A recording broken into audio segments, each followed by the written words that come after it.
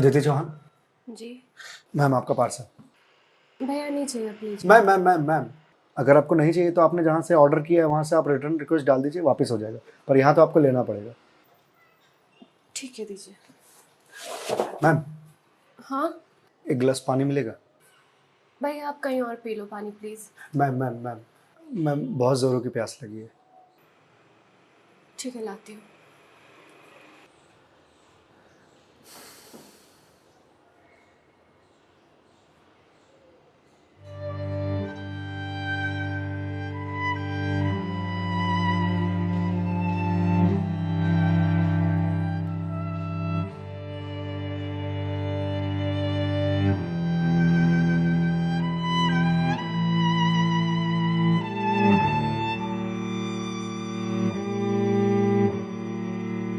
लीजिए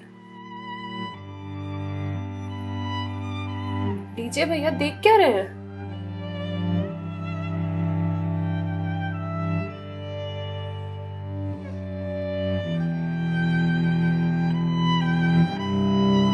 मैम आपको कोई दिक्कत है? मतलब आप किसी परेशानी में हैं? भैया पानी पीकर ग्लास दीजिए आप। मैम छोटा मुंह बड़ी बात कह रहा हूँ, पर अगर आप किसी परेशानी में हैं तो आप मुझे बता सकती हैं। भैया आप पानी पीजिए, ज्यादा समाज से भी मत बनिए। मैम दुख बांटने से कम होता है। अच्छा, और आपको किसने कहा कि मैं दुखी हूँ? मैम अगर आप दुखी नहीं हैं तो फिर वो फंदा क्यों लगा रखा है?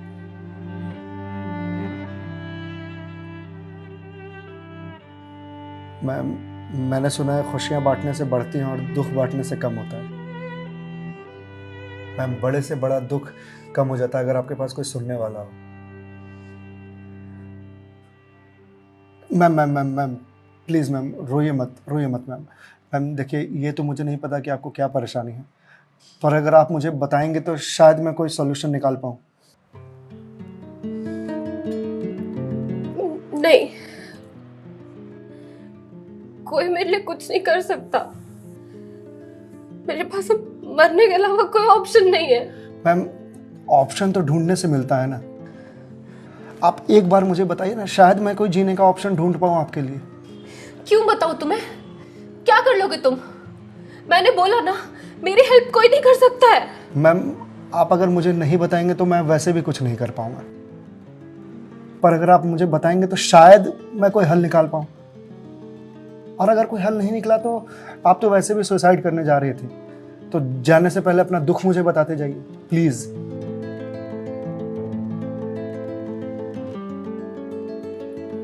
Please ma'am.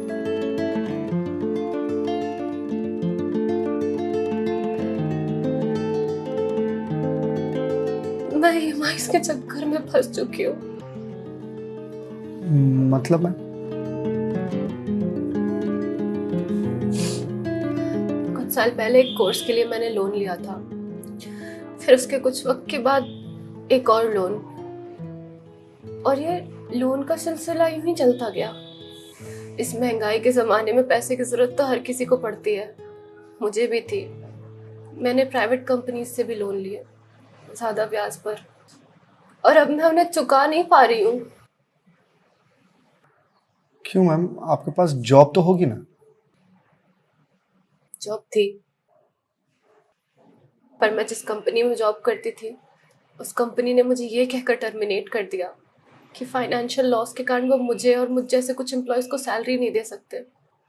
तो मैम आप किसी और कंपनी में ज्वाइन कर लो, बहुत सारी कंपनीज हैं यहाँ तो। तुम्हें क्या लगता है मैंने अप्लाई करने का ट्राई नहीं करा होगा? जॉब नहीं खोजी होगी? बहुत की थी, पर इस रिसेशन के जमाने में जॉब मिलना कितना मुश्किल है कि तुम जैसे डिलीवरी बॉय को क्या पता।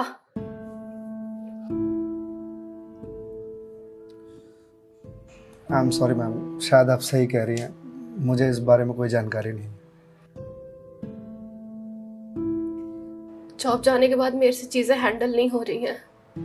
बैंक से रोज कॉल्स आते ईएमआईज़ भरने के लिए, और प्राइवेट कंपनी वाले फोन कर करके धमकियां दे रहे हैं। मैं इस लोन के जंजाल में फंसती चली जा रही हूँ, और अब मेरे पास सुसाइड के अलावा कोई और ऑप्शन नहीं है। मैम ऑप्शन क्यों नहीं है? आप ये बात अपने घर में बता सकती हैं, अपने पापा को बता सकती हैं। नहीं,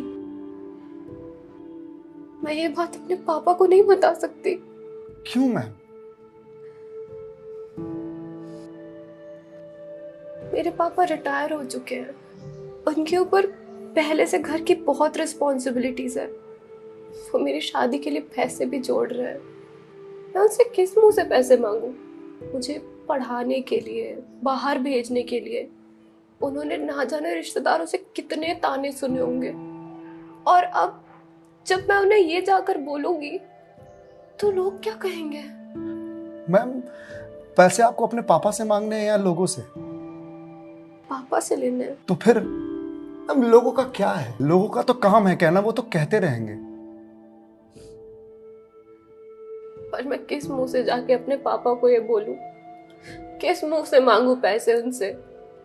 जिस उम्र में मुझे उनका बोझ उतारना चाहिए, सहारा बनना चाहिए, उस उम्र में मैं उन पे ही बोझ बनूं?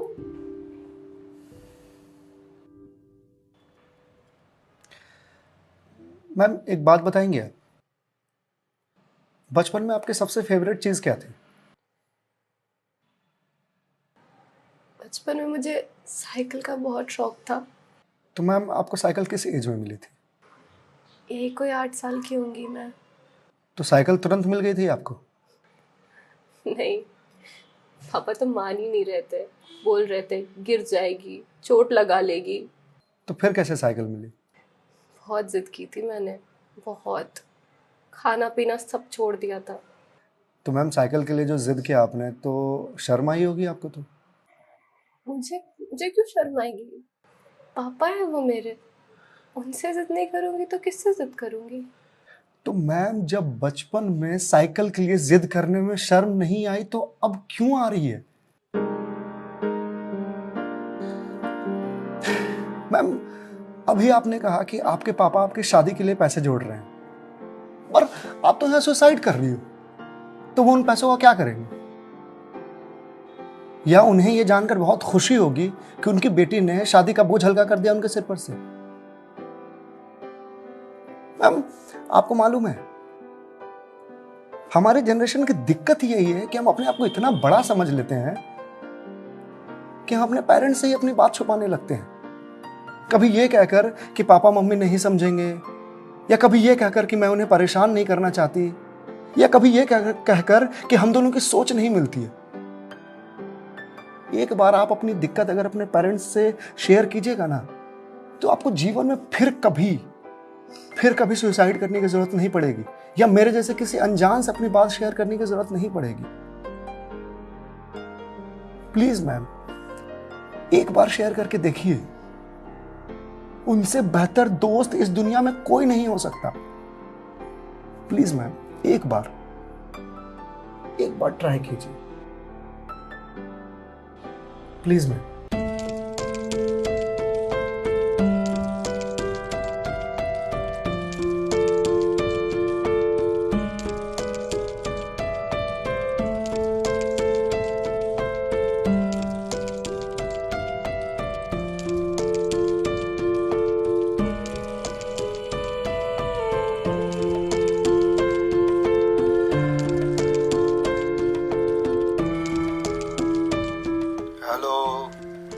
हेलो पापा।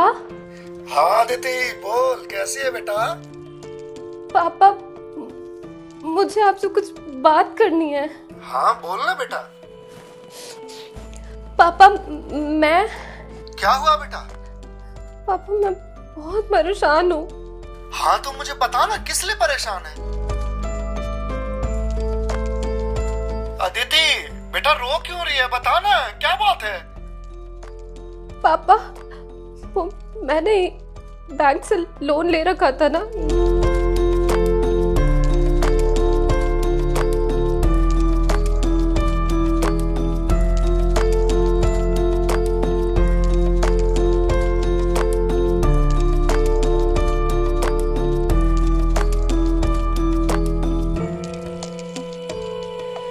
देख बेटा, जो हो गया सो हो गया, तू चिंता मत कर, मैं हूं ना, अभी तेरा बाप जिंदा है, मैं काम करता हूँ, मैं कल ही तेरे पास आता हूँ, तो बिल्कुल भी चिंता मत कर। हाँ पापा, आप प्लीज आ जाइए। देखा मैं, आपके पापा आपके एक फोन पर यहाँ आने को तैयार हो गए और आप इतने दिनों से अकेले सफर कर रहे थे। मैम, मम्मी पापा से बढ़िया दोस्त कोई हो ही नहीं सकता। आप एक बार उन्हें दोस्त बना करके तो देखिए। आप सही कह रहे हैं भैया, मम्मी पापा से अच्छा दोस्त कोई नहीं हो सकता है। Thank you. It's okay ma'am, ये लीजिए क्लास। वंस अगेन भैया, thank you so much. It's okay ma'am, bye. Ma'am ji? मेरे पास आपके लिए कुछ है, यही रुकिएगा, मैं थोड़ी देर में आता हूँ।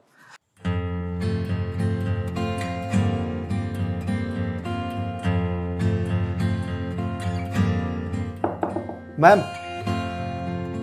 जी भैया।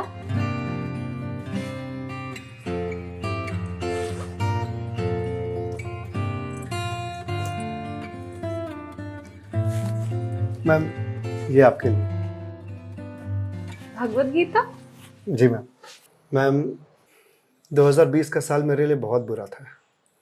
कोरोना में मेरी जॉब चली गई। पहले के कुछ महीने जो थे वो तो सेविंग्स से निकल गए, लेकिन उसके बाद के कुछ महीने बहुत ज़्यादा टफ था।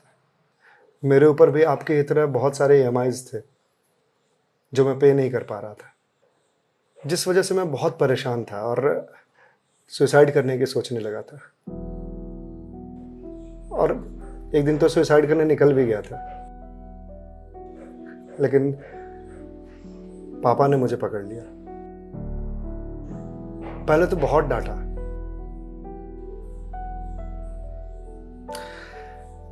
फिर उसके बाद सीने से लगा करके कहा कि तू चिंता क्यों करता है, मैं हूं ना।